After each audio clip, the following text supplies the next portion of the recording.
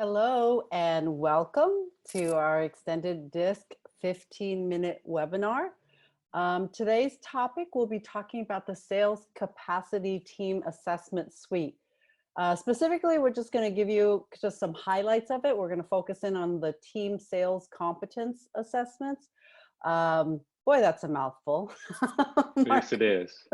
My name is Christina. I'm the training director here at Extended Disc, and joining me today from our remote sites is my colleague, Markku Kauppanen, president of Extended Disc. Welcome. Thank you, Christina. Hello, everybody, and thanks for joining us for this 15-minute webinar. Yeah, we were just laughing ahead of time because Markku was like, I need a haircut. And I'm like, yeah, my daughter stole my hair color, so I can't even tilt my head down. I stole my daughter's hair gel to keep it under control. But anyways, we do what we do. So hopefully you guys are all staying healthy and safe out there and productive. And thank you for joining us as part of your productivity. As always, we don't have time to take questions live, but we encourage you to put your questions in the Q&A section, and we promise we'll either get to it or we will follow up with you after today's session. We do record our webinar in case you miss anything or you want to review things or share it later, and we'll put that on our YouTube channel as well as our Extended Disc website. So Markku, we've talked about SCA's assessments in the past, but today we're kind of excited to expand on it. And it's something that I, along with the audience out there, I'm going to learn something new as well. So I'm actually quite excited. Me too. You know, we launched the Sales Capacity Assessment about 18 months ago, Christina, I believe, and obviously, it became very successful very quickly, and that was, of course, exciting. But of course, clients always want to more, and we always focusing to provide more and develop the tool further and further. So we've spent a lot of effort and time expanding the suite of products that is now available. And before we jump into that, I just want to remind on a couple of things. One, the Sales Capacity Assessment is not based on the DISC model or theory. It has its own unique questionnaire, has 99 questions, takes about 25 minutes to complete. However, it's still on the same assessment platform. If you're currently a client of ours, that is the Things assessment platform. So you can manage everything there just like you can with our DISC theory-based assessments. Also, what is similar, just like with our DISC, you know, with DISC, you can take that question only one time, and you're able to provide your employees, your clients, all different types of individual assessments, but also those pair and team assessments that are so popular. Same principle applies with Sales Capacity Assessment. As long as the salesperson takes the questionnaire one time, you are able to use all of the different types of individual assessments and the team assessment as well.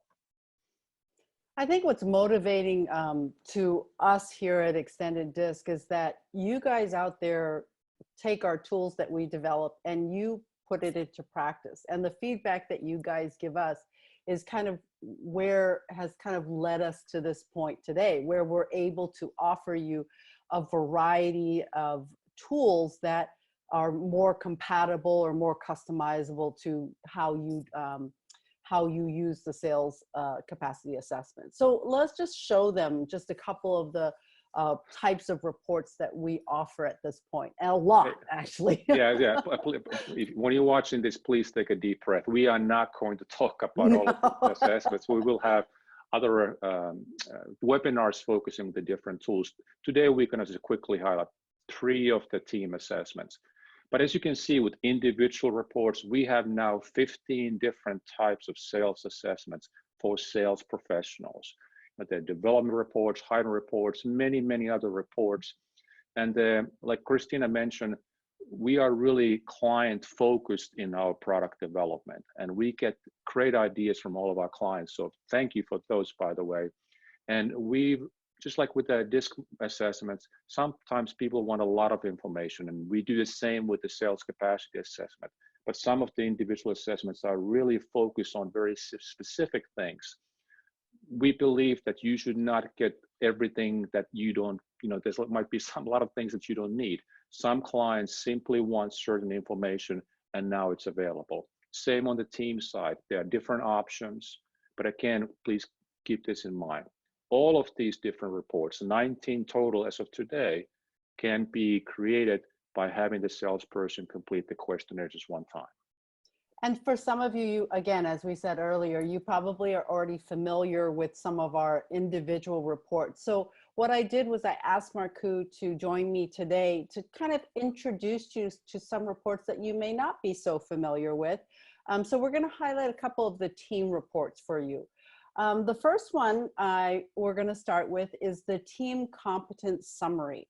The Team Competence Summary is essentially the 18 sales competencies that you probably are already familiar with. And each page of this report focuses and highlights specifically one of those competencies. So this report particularly has 18 pages to it. So Marku, can you just kind of highlight and explain how this particular page works or how this report works? Yes, and that's a very high level view because we have only a few minutes, but what I have found already that people don't need training on this because they learn it so quickly. Simply on the left side, we have that bar graph from the bottom to top, shows what is the competency level for each of the sales team members. Higher the score is, more competent the person is with this particular competency. And just like Christina just mentioned, there are 18 critical sales competencies in this report, and we are just focusing on one of those, the prospecting one here. When I look at this sales team, I can't help but focus on the bottom end of the scale where we have close to 10%. We have 8 salespeople who are really struggling with prospecting. And if you kind of move your eyes to the right a little bit, you notice there's some text there that kind of very quickly describes what that means in practice. Now, please keep this in mind. Each salesperson would also have their own sales capacity assessment that will provide lots of detail about what their unique prospecting situation looks like, what are their challenges, and more importantly, what we can do to develop them if prospecting is something that's important. Very quickly, we can look at the top end of the scale. We have L. Meitner, kind of a killer when it comes to prospecting. So is R. Vega. Those are the 2 team members out of the 19 team members that are very comfortable with prospecting. The group in the middle from that 39 to 76% range, it's not a great strength, but if I'm a sales manager, frankly, that would be fairly good news to me because as salespeople go, overall prospecting is one of their least favorite activities. Now, all of our clients have to prioritize what are the most important competencies when it comes to sales success.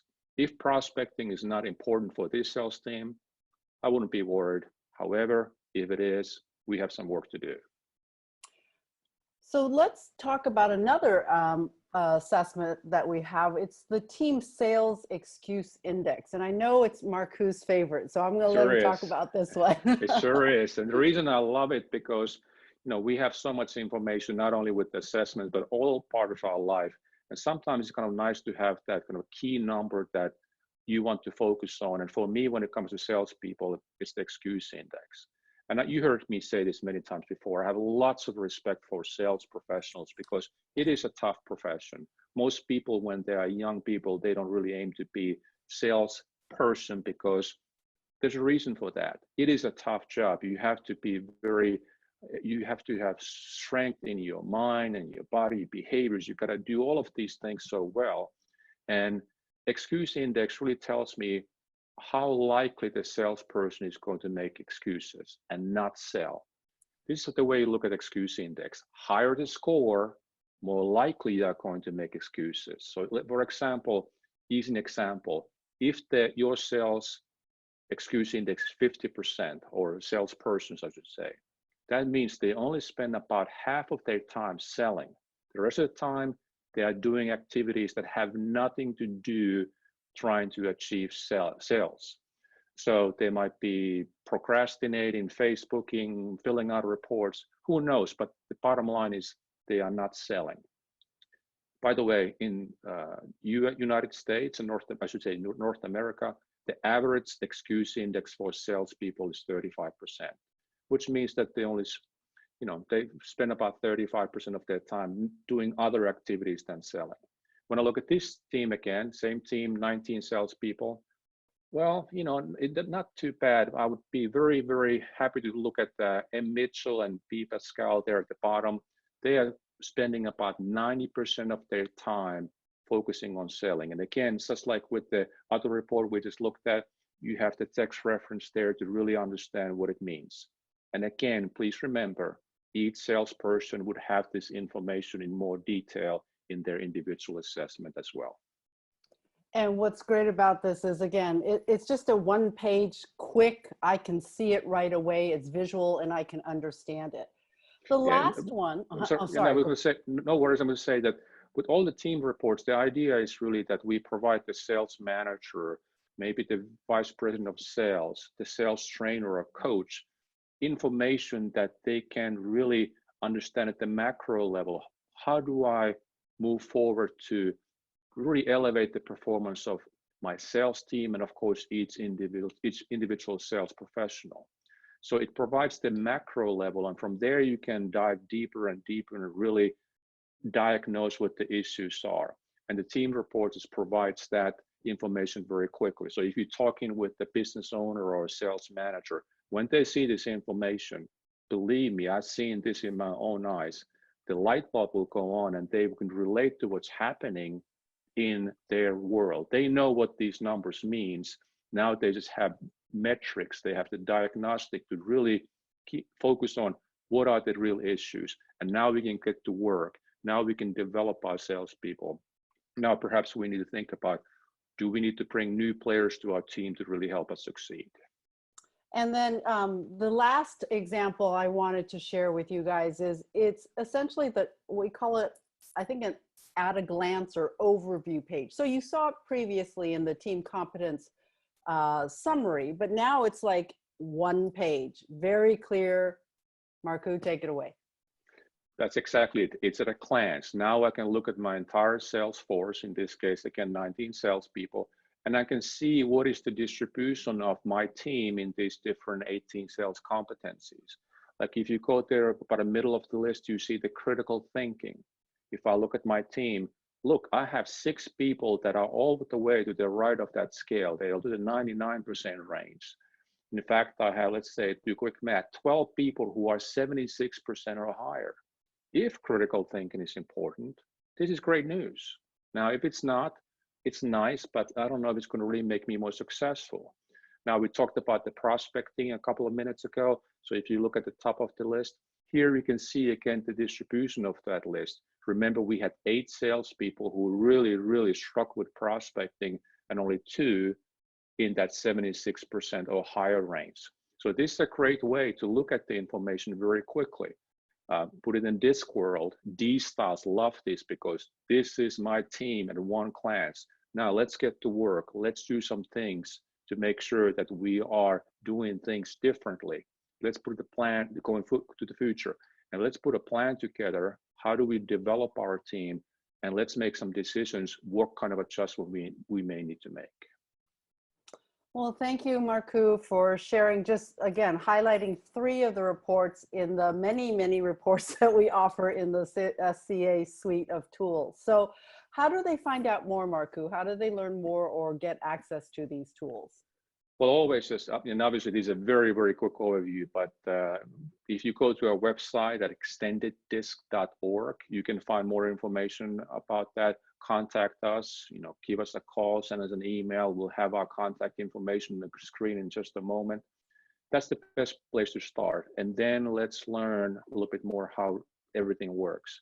Now, I've seen these tools in action, especially team tools. People learn it right away. They understand it.